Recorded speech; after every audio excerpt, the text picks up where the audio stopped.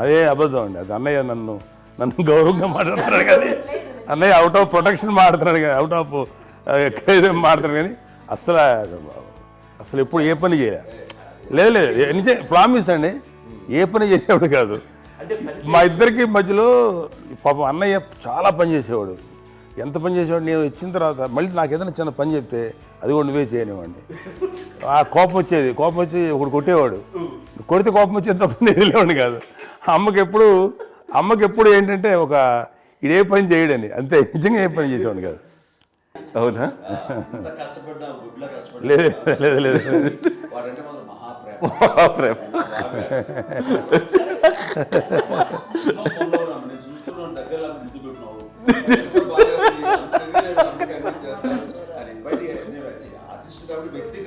వ్యక్తిగత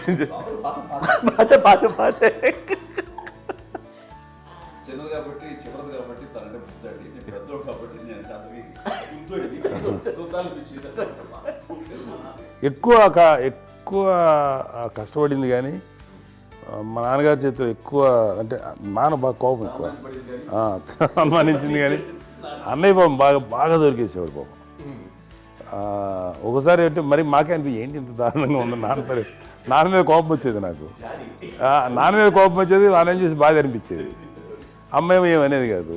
సరే అయినా సరే ఎప్పుడు కూడా పోనీ అన్ని చేసినా మళ్ళీ తను హైపర్ యాక్టివ్ అన్నయ్య ఫుల్.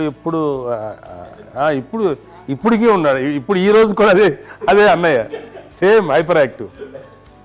యూజువల్గా పెద్ద కొడుకు కొంచెం అంటే సూపర్గా ఒక నిదానంగా ఉంటాడు అంటారు. బట్ అన్నయ్య దానికి జస్ట్ ఆపోజిట్. యూజువల్గా ఆఖరి పిల్లలు హైపర్ యాక్టివ్ ఉంటారు. అన్నయ్య పుట్టడమే భయంకరమైన హైపర్ యాక్టివ్.